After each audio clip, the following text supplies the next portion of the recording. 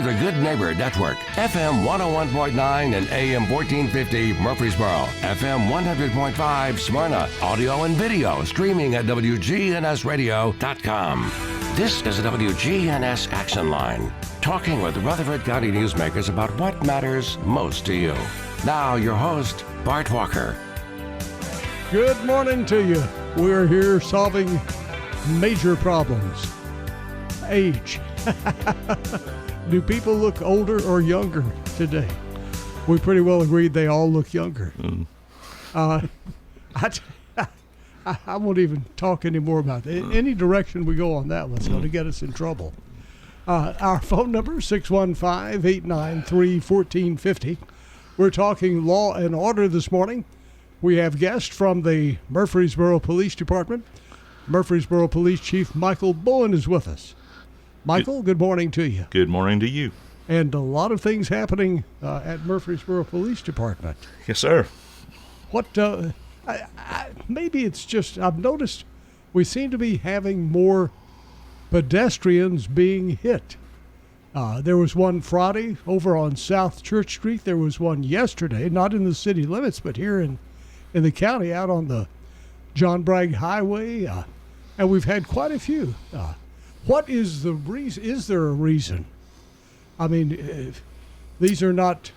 Well, I can't speak to those but two particular that you're referring to, but I know that over the years that when we've investigated those, the large majority of them are folks not using crosswalks or intersections to cross the road and trying to cross Church Street, which is at certain spaces is 6 lanes, and same way on Broad, and trying to navigate traffic. And sometimes it has to do with low light conditions if it's dark and people are just hard to see. And so it's, I know we've done over the years with our traffic unit and also the Traffic Safety Task Force, they've done an emphasis on pedestrian safety. We've participated in some grant programs through the Tennessee Highway Safety Office for pedestrian safety to actually go out and educate. That grant was more of an education grant where officers would actually be sent out at these very frequented intersections like Broad and Church and other places, Broad and Memorial, and they would actually see people walking and actually talk to them. We had some handouts for some reflective gear.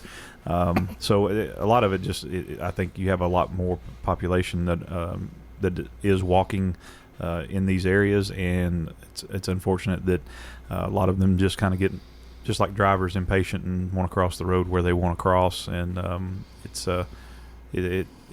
just a dangerous situation because either way, whether you're in the right or the wrong, it always comes out poorly for the pedestrian, and we hate to see that happen. Oh, absolutely. That was, by the way, Captain Clayton Williams speaking there, and Larry Flowers, the Public Information Officer with the Murfreesboro Police Department, is also with us. Larry, good morning to you. Good morning, Bart. How are you? Doing great. You're busy over there on your laptop. As always. Are you finding anything new that you want to share this morning? Oh, no, nothing new. Okay. Just checking email. Okay.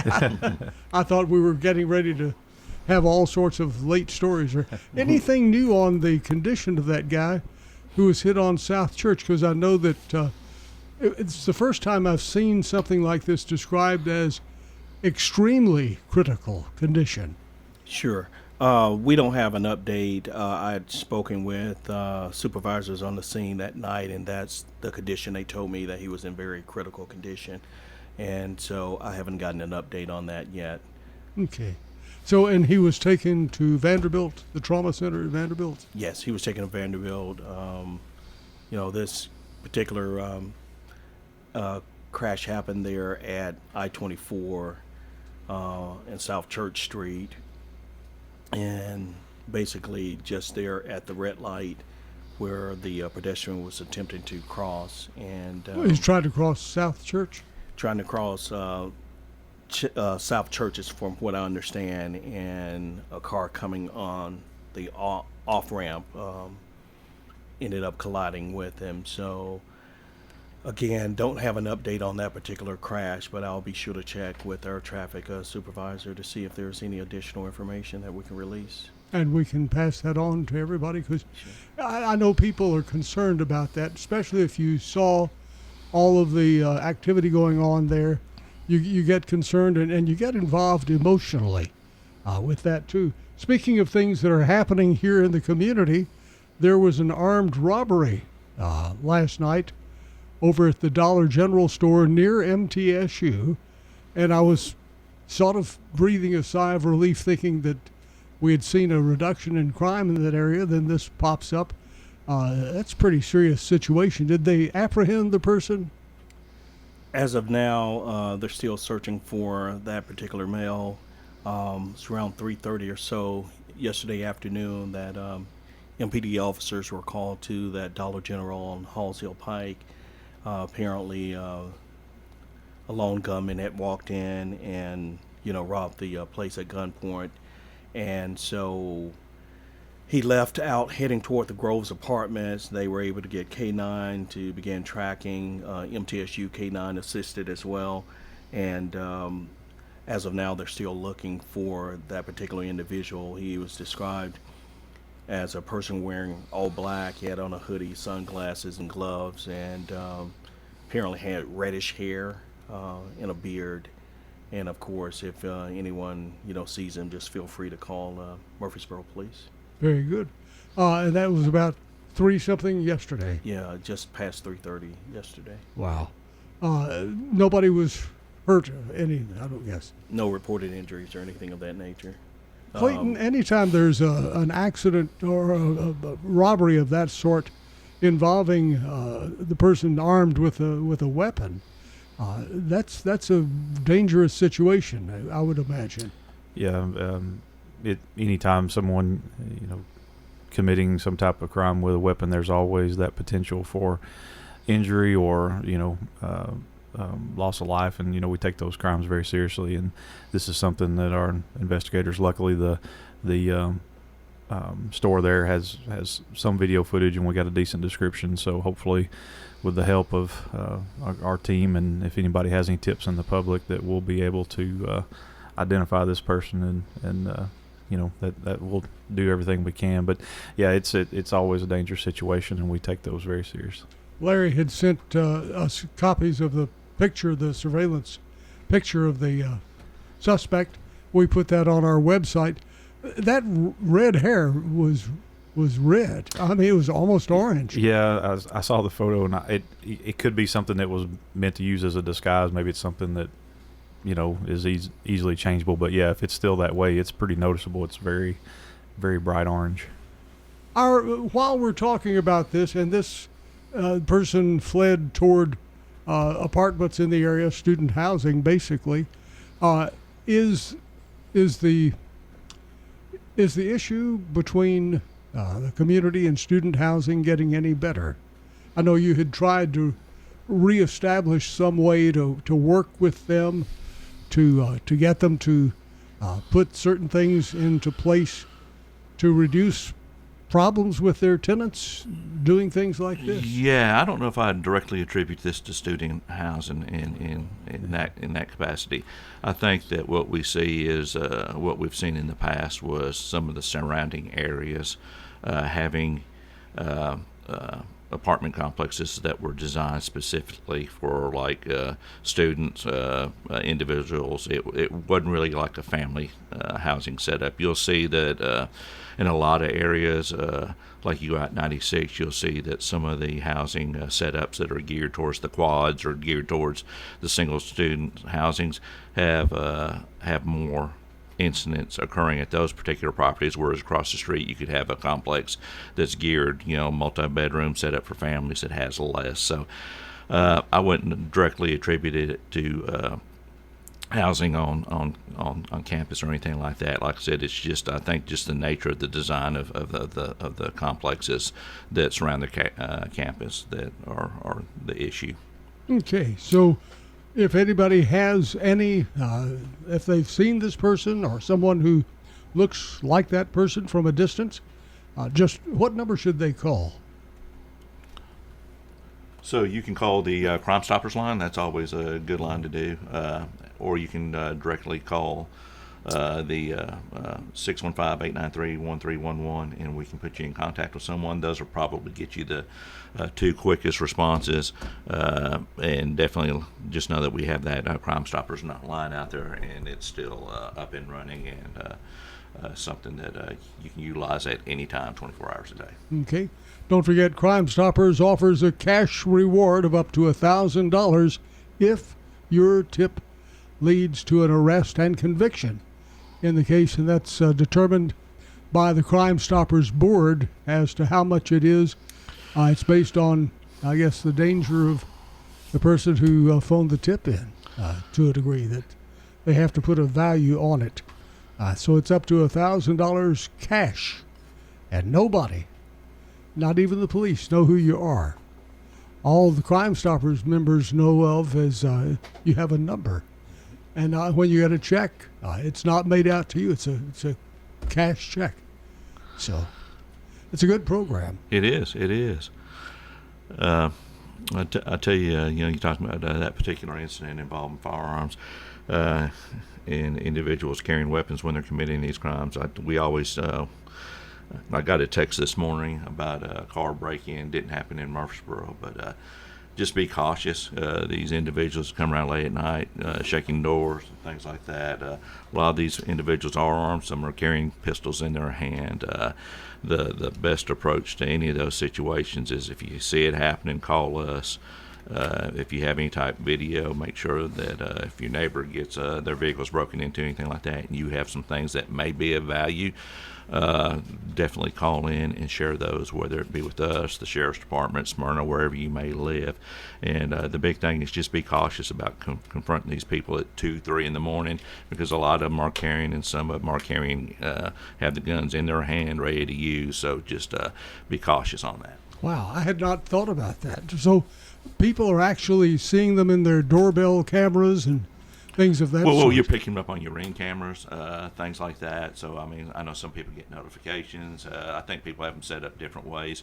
And you got to remember, too, if you live up the road, say you live in a one-way street that leads into a dead end, it may have been your neighbor at the far end of the dead end that got broken into, but, you may have captured a vehicle coming into the neighborhood, coming into the roadway as well. So. Very good. That's the thing about technology. Murfreesboro Police Department has a tremendous amount of technology. Before the show's over, we could do an update also on the Real-Time Crime Center, because that is making news everywhere here in the city of Murfreesboro, doing a phenomenal job. We're going to pause for just a moment. We will continue the conversation, and we're going to open up the phone lines. If you have a question, you can text it to us or you can call us. Texting is really the best way if you would. 615-893-1450. Same number for either option, texting or talking. 615-893-1450. We'll be right back. This is MTSU President Sidney McPhee. You're listening to WGNS, your local connection to Blue Raider Athletics. WGNS AM, FM, online. When you have fire, water, or storm damage, Farrah Construction can help. Farrah Construction is also there to help when a car slams through the wall. Call Farrah Construction and we'll board up, put down tarps, secure your home or business until the insurance coverage is approved. Call Farrah Construction at 615-893-6120. I'm Ron Hall. Shop local. Let our family business help you. Farrah Construction Company. Looking for great deals on name brand clothing, furniture, and more? Visit the Garden Patch Thrift Shop on Spring Street across from the tall downtown NHC building in Murfreesboro. Our competitive prices and quality selection make it easy to find exactly what you need. And here's the best part, 100% of your purchase supports Greenhouse Ministries, helping over 70 families a day. When you shop at the Garden Patch, you're not just getting a deal, you're making a difference. The Garden Patch Thrift Shop on Spring Street in Murfreesboro. This is Peter Demas, and our family is inviting your family to come eat with us at Demas's restaurant. The salmon is my favorite, and then we have a variation that's on a regular menu for the salmon imperial that has some Alfredo, some crab, some shrimp on it. But the salmon is fresh, and we cut it fresh, but all of our fish you can either get blackened or you can get it with our regular seasoned salt, and either way you do it is just out of this world. And I'm not a fish person, but I will eat it at Demas's all the time. Come eat with us at Demas's restaurant on Northwest Broad Street. Hi Murfreesboro, do you need something for your pet? If so, swing by Animal City on Broad Street. We have it all. From premium pet food, fun toys, grooming supplies, and more. You name it, we probably have it. Whether you've got a playful pup, a curious cat, or even a fish that needs a little TLC, we're here to help. Our friendly team can answer your questions and point you in the right direction. Stop by Animal City at 919 Northwest Broad Street today, because happy pets make happy homes. Don't throw away old flags. WGNS retires old glory with respect. Bring those tattered Bibles here too. We're more than talk. Welcome back. Our phone number, 615-893-1450. That's it, 615-893-1450. That's the number to call if you have a question dealing with law and order. And that's what we're focusing on this morning. Murfreesboro Police Chief Michael Bown's with us, along with Captain Clayton Williams and Public Information Officer Larry Flowers. So between the three of them, we got a lot of information to share with you this morning. We had news that I guess actually broke a couple of weeks ago, but it's been trickled out a little at a time, and that is the Forensic Center here in Rutherford County has been approved. This will be the 6th Regional Forensic Center in Tennessee. We're the only county our size that does not have one. And it's going to cost about $15 million. It's going to be built on a 10-acre site in Smyrna, where the old Seward Air Force Base used to be, and should be operational by the first quarter of 2027. That's 2 years away. It's going to take a while. Will that make a big difference in what you do at Murfreesboro Police with your cases? I mean, when we think of Forensic Center, we think of NCIS and FBI, all those TV shows. Is it going to be that much of a difference? For us specifically, no. But you'll find that the burden for most of that falls on the county. So they operationally control the greatest portion of that. Basically, we just get our exams scheduled. So for the county, I know it'll be a huge difference maker for them in the way they operate. For us, not so much. As far as specifically scheduling the forensic exams, things like that. So with the forensic exam, that's anyone basically who dies unattended, or how does that work? Just depends on the circumstances. They have certain criteria, and then just depends on the case. But yeah, it could be unattended. It could be result of criminal activity, accidents, things like that. So it can be a wide variety of things. That's going to be a plus to have one, because I understand that the others are reaching capacity as far as being used. Yeah. And anytime if you have one, say in Davidson County, and they have all the business they can handle, they cut it off. We're up the creek. Yeah, and the big thing to remember is we've always got to look at things not from where we are now, but where we'll be 10, 15, 20 years down the road when we look at planning services, because overnight we grew into this large community, and I mean, I don't see or data shows that none of that's going to slow down anytime soon. So I think that just long term, if it turns out to be just a cost-effective way of doing business, I think long term it'll pay off for the county. So. But like I said, some of the results may be further down the road. But I think you have to plan and you have to look at these things and be proactive in those approaches. We're continuing to hear phenomenal reports about the real-time crime center. I've been sort of surprised. The biggest comments seem to be the license plate readers. They seem to be finding more people who are breaking the laws. What do you say? You mentioned just a moment ago the importance of looking ahead at the future. What do you see as the real-time crime center being able to do in the future? I know you probably, like any other business, you probably have trade publications that talk about things that are being developed right now. What's on the horizon for this? Well, there's a lot of communities that don't have the technology that we have right now. So a lot of the emphasis is on the current technology that we're using right now, and a lot of the discussions are about getting things that we're putting in place right now. You look back just 10 years ago, and if people would told you some of this stuff would be possible in the way that we're using it now, I don't know that I would have believed you a whole lot. So what the future brings, I don't know. I know there's a drone technology that can be synced up with gunshot detection technology, to where if shots are fired in a particular area, that drone will get activated and it'll fly immediately to the area.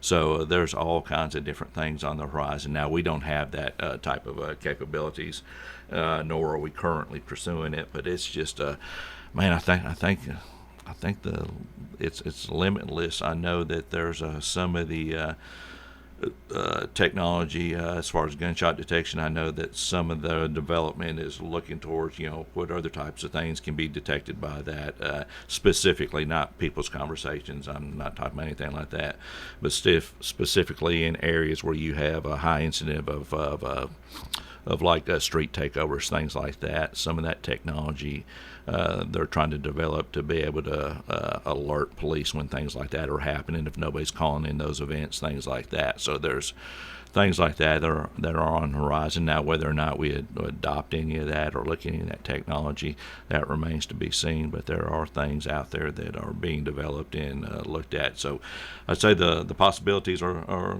limitless. So it's interesting you mentioned about drone technology and being able to fly directly to where these shots were fired. But then you start thinking about some of the things you've said in recent broadcasts about when it determines that it's actually a weapon that has been fired. You can get how close to, by coordinating the sound, you can get how close to where that shot was fired? 90 to 120 feet is just a rule of thumb. That's the size of a nice sized house. Yeah, and I talked to Captain Keaton the other day, who manages the Real-Time Crime Center. He manages the Criminal Investigations Division, and he's had a couple of really good cases that have come up here recently. And I've asked him to reach out to Larry, so we haven't put out anything on it yet. But I think that we're going to do a couple summaries and just kind of illustrate how those pieces of technology are being used. I know one of them that happened several weeks ago. There was a gunshot, at least one gunshot. I think nobody called it in, and we were able to track it down, and through investigation found out that a robbery had occurred. We were able to make an arrest on that. And like I said, that call, never received a call on it. So it's interesting stuff. Wow, that's outstanding. And you can, I guess, you take those and you put them into coordinates. Is that right? Just like you would to map it on to find it on a map, and you could put those same coordinates in your drone and get over there more quickly than a police car. So I don't know how that technology works. Like I said, we're not using the whole drone and gunshot detection technology. I know that it's something that's out there. We're not using it, so I don't know particularly how that's set up. But you probably described it fairly accurately. You have to have triangulation on these shots incidents, and then it puts you in the area where you need to be. So my guess that information would be relayed to a drone, something like that nature, to help you find out where that incident occurred. It's pretty good technology, and I always have to go back and say that those things are not constantly recording they are set to detect gunshot technology. You can filter out fireworks, things like that. So the gunshot technologies or the gunshot detection is what they pick up on, and that's what they alert to. So they're not in a constant state of recording. That's exciting to hear that you were able to go to a robbery and it was never called in. So if why would people not call something like that in? Would they be afraid, or? It can be a lot of things. It can be fear. Some people are like, man, I guess if you're sitting on your couch and you hear gunshots, you assume your neighbor's going to call it in because it's so obvious. I mean, there's probably a lot of different reasons, or just outright indifference. You're just like, oh, well, and just don't care to call it in. So there's a lot of reasons that people don't. And unfortunately, I think there was a time where in some areas where it was just part of the day. You'd hear stuff like that, and people probably became immune to it over time. But and I remember a lot of time we were talking about senior citizens earlier in the broadcast. We have heard from senior citizens who are living in areas, and they are concerned about their safety, about their grandchildren's safety when they come and visit them and things of that sort, because there's this going on by the criminal element all around them.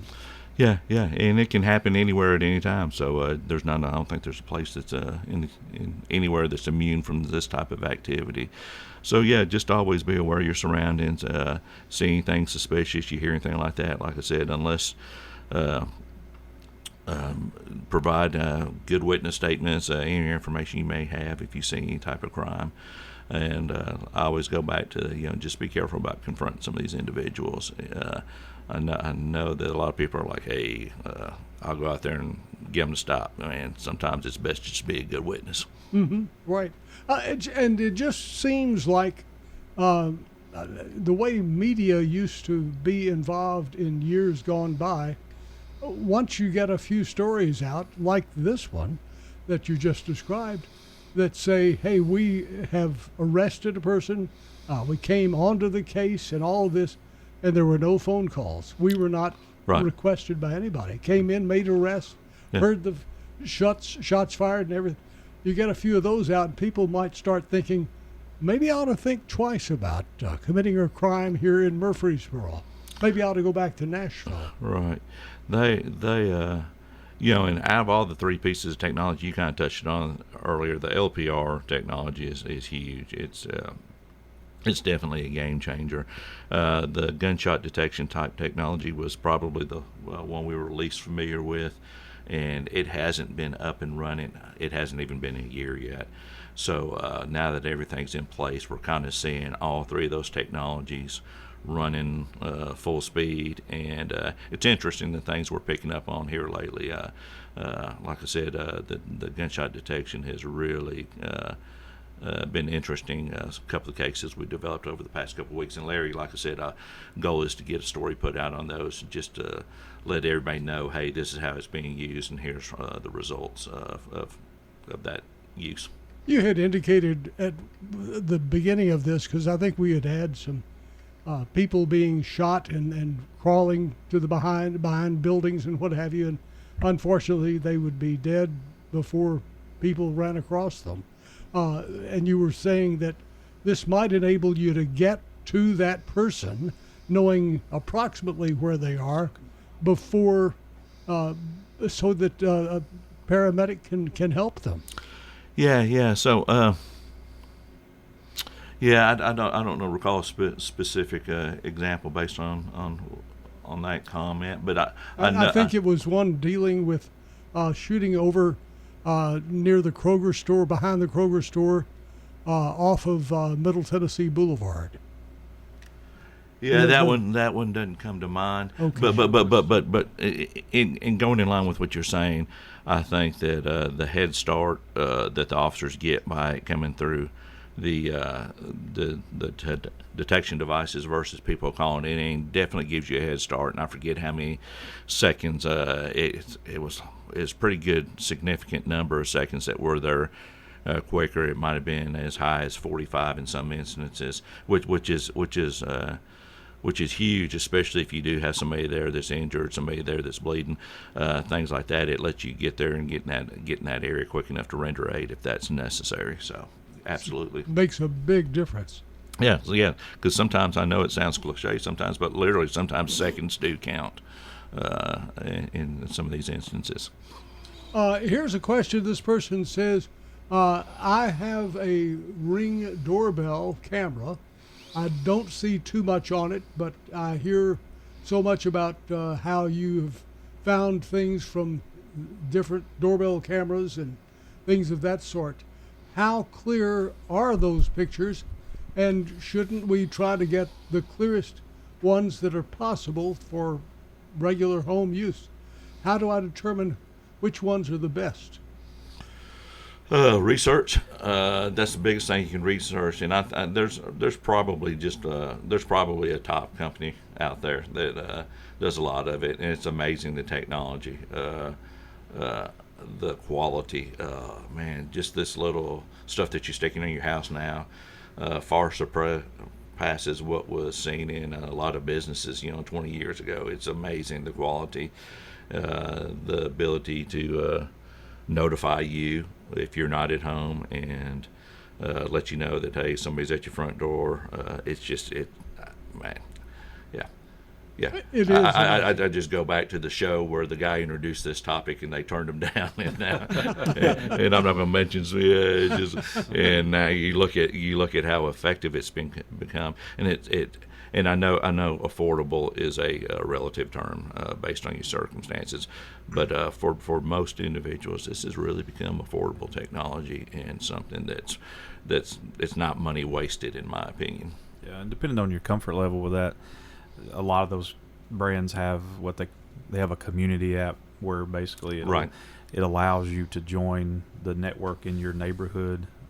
You can also, I think there's a partnership, didn't we start that where with that one particular company where they can share it, or get notifications as well through, I think it's through the Ring. Yeah, it's the Ring Neighbors app. Yeah, the Neighbors app there. So that's where a lot of that comes from, is because, like Chief was mentioning earlier, something you might not have been alerted to something that happened that night, but a couple doors down, maybe your neighbor's truck got broke into, and a lot of our investigators, we're aware of that now. So whenever we go on a scene and officers too, to follow, that's one of the first things we've always done what they call an area canvas, but now that's included.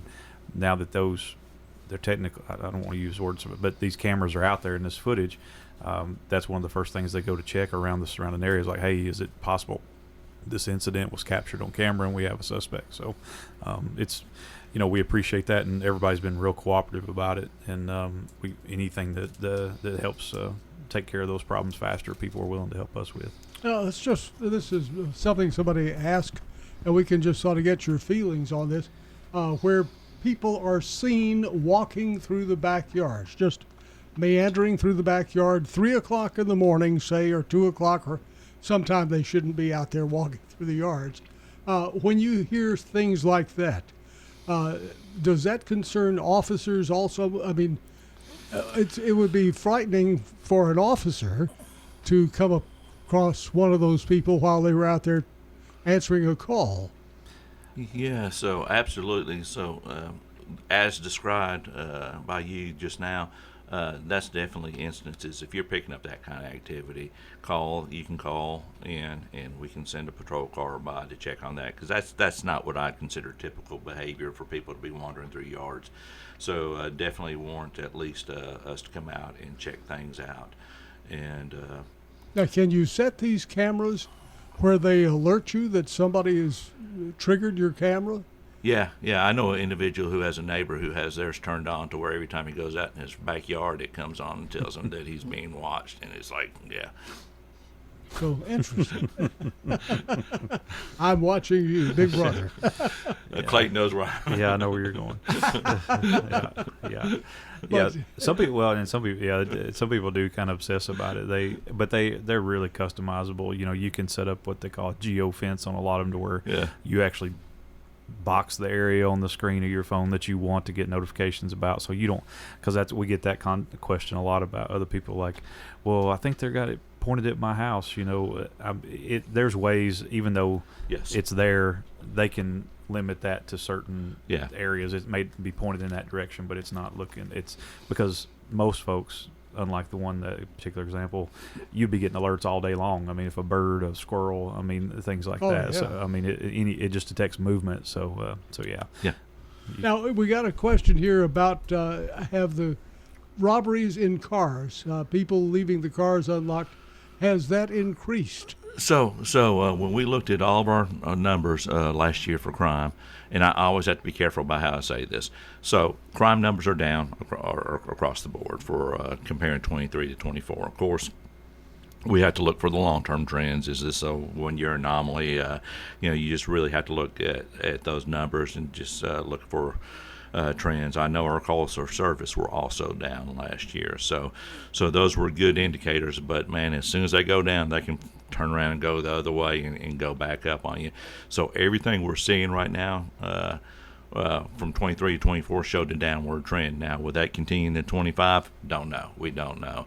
But it's just something that we constantly look for the long-term picture and just look for those long-term trends. So I guess the answer to that question would be they're down, but I'm also always careful to say, we may have had 10 types of this crime. Well, that was 10 people that were affected by that crime, so I never want to diminish and say, hey, we only had such and such incidents because, those people that were affected or were victims of a particular type of crime. Never want to diminish that or minimize, what they went through. Great thing is the population is increasing, and so if the population's increasing and the crime is going down, that shows that you guys are doing something right. I mean, it really does. Great community. It is a great community. We're going to pause for just a moment, check on the traffic and weather. We will return the final segment of our program dealing with law and order here in the heart of Tennessee. So if you have a question, don't wait, because we're about to enter the final segment, and if you wait too long, the show will be over.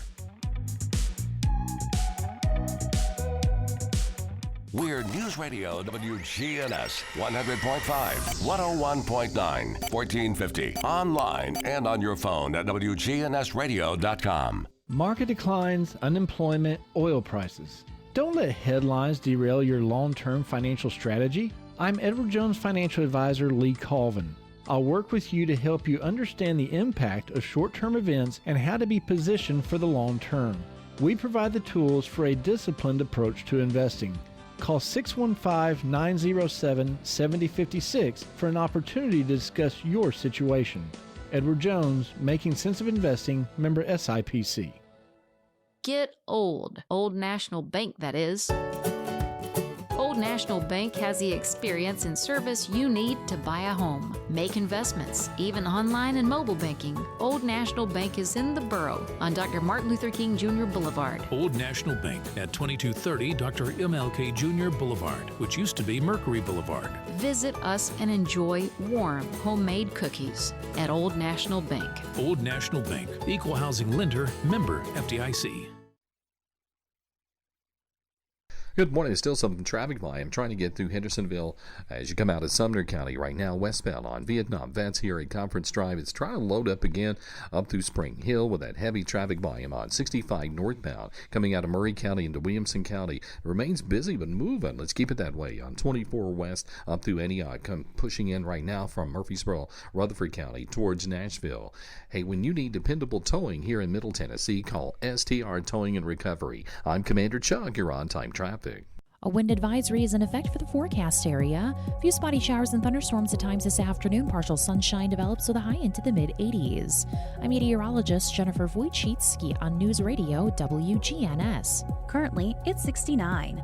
From lift kits to tires, Tire World has the experts and the knowledge to get it done. This is Gator with Tire World Off-Road. We are your local rough country dealer. So when you're ready to add some character to your rig, ask for Gator at Tire World on Memorial Boulevard.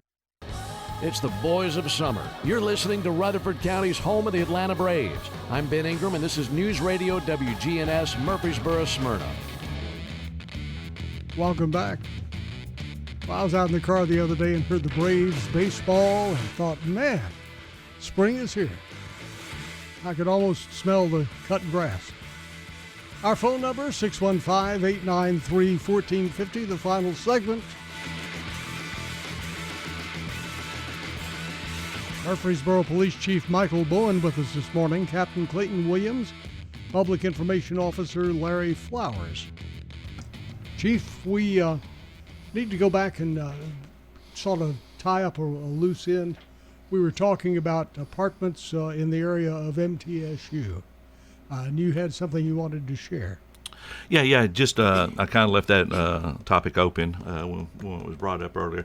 So basically, back in 2016, 2017, when we started seeing the incidents occurring in some of the housing around the campus area, we wanted to develop a multi-housing partnership program, and we were able to find a model that's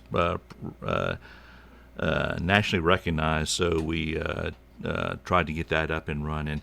The big issue with that one, it was a great program. The big problem is that for some complexes that it required a huge capital expense, and for our purposes is we were just needing partnerships and information sharing and things like that versus the huge capital expense. In most apartment managers, especially if these properties are owned by out-of-town people, out-of-state individuals, it was just hard for them to come up with all this money for home or for improvements. So what we've done is we've kind of revamped the program and tried to make it to where more people could participate and more people could be certified under the program. So Sergeant Mike Turner is starting that, or has started that program, and we basically, it was around January 1st of the part of this year where we tried to get the program up and running again. So we haven't given up on it. We have had to revamp it, had to relook at it and make it more practical to where we could have a larger participation. So that concept hasn't gone away, and it's something that we're going to work towards, and something that hopefully will get up and running here soon. The best way to compare it is just a neighborhood watch type program for multi-housing complexes, and as we've seen technology, things like that come online, that those properties that do have that type of technology, we're willing to partner with them, and if they want to share their data information, that's something that can be a product of this cooperation. So a lot of work to be done. I was kind of discouraged when it didn't take off the way I wanted it to back around 2016, 2017. But like I said, we haven't given up on the concept, and it's something we'll continue to pursue. And like you said earlier, we live in a great community, and that's just a part of the community working together. Exactly. And so it's making it a safer community for all of us. Exactly. So those, especially if I have those that are owning or managing these type of properties, if you're interested, feel free to reach out to me. You can reach out to Sergeant Mike Turner, and we'll be glad to answer any questions that you may have. There's more to come on this particular project. We have a question here dealing with people who are having mental issues and doing criminal things tied with those mental issues. What and I know Murfreesboro Police has put some people to ride with the officers, trained people, things of that sort. Share with us what you're doing to make that area. Yeah. So, wow. We have been pretty heavily invested in mental health awareness training for some time now. I know that a couple years ago we joined the IACP, what they call the One Mind campaign. So basically our staff has to reach certain levels of training. A certain number of our staff need to be CIT trained, and then even more recently we've had the partnership with Volunteer Behavioral Health, where we have the co-responders that ride along with officers and work as part of our homeless outreach services team. So they go out and they go into the areas where we have a high concentration of individuals who tend to suffer from mental health type crisis events, things like that, maybe even substance abuse, things like that, and they try to go out and work with those individuals and try and find long-term solutions for them, which is challenging in and of itself. But they've been a great partner. They've got the facility in town now to where they can take volunteer people that want to volunteer for treatment, things like that. Kind of touching back on, I'm trying not to read into the caller's question, so we do at times have individuals who meet the criteria for having a mental health crisis event who are also committing criminal acts, and it's during those times where the officer just has to assess what's going on and determine, hey, is immediate mental health evaluation the priority, or is it the criminal charges and the services coming at a later time. So you kind of have to just evaluate each situation and kind of see what route you need to take in a particular A focus instance. on law and order here in the heart of Tennessee. Our guest this morning, Chief Michael Bown, along with Captain Clayton Williams and Public Information Officer Larry Flowers, all from the Murfreesboro Police Department. Thank you for joining us.